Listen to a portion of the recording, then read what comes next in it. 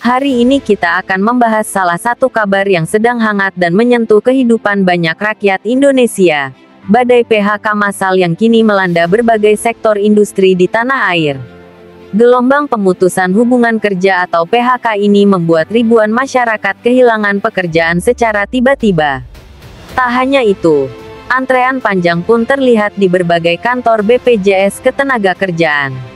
Masyarakat ramai-ramai mencairkan dana JHT sebagai langkah bertahan hidup di tengah tekanan ekonomi yang makin berat. Pemandangan ini terjadi di banyak daerah. Orang-orang datang sejak pagi hari, bahkan sebelum kantor BPJS dibuka, hanya untuk bisa mencairkan dana yang sebenarnya merupakan tabungan jangka panjang mereka.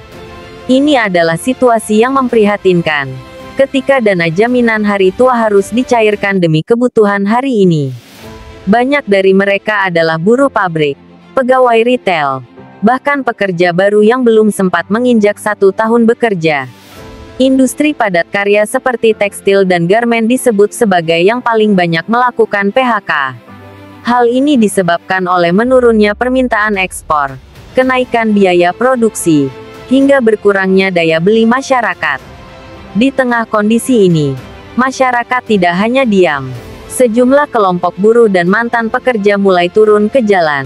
Aksi unjuk rasa dilakukan di berbagai kota, menuntut pemerintah untuk segera bertindak.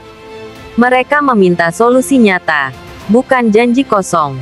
Beberapa tuntutan yang disuarakan antara lain adalah bantuan langsung tunai bagi korban PHK, jaminan sosial yang lebih adil, serta penciptaan lapangan kerja baru melalui program padat karya. Banyak juga yang menyoroti perlunya regulasi ketenagakerjaan yang lebih melindungi pekerja dari PHK sepihak. Di tengah gejolak ini, nama Presiden terpilih Prabowo Subianto pun mulai disebut-sebut. Masyarakat berharap besar pada kepemimpinan barunya untuk segera mengambil tindakan tegas terhadap badai PHK ini. Mereka ingin melihat langkah cepat, terukur, dan berpihak kepada rakyat kecil. Namun, hingga berita ini diturunkan, belum ada pernyataan resmi atau kebijakan konkret dari pemerintah pusat yang secara langsung merespons gelombang PHK ini.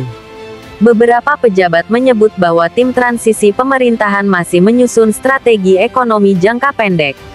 Yang pasti, rakyat tidak bisa menunggu terlalu lama. Kebutuhan hidup berjalan setiap hari. Uang sekolah anak, cicilan rumah, dan kebutuhan makan harian terus menghantui mereka yang kini kehilangan mata pencaharian.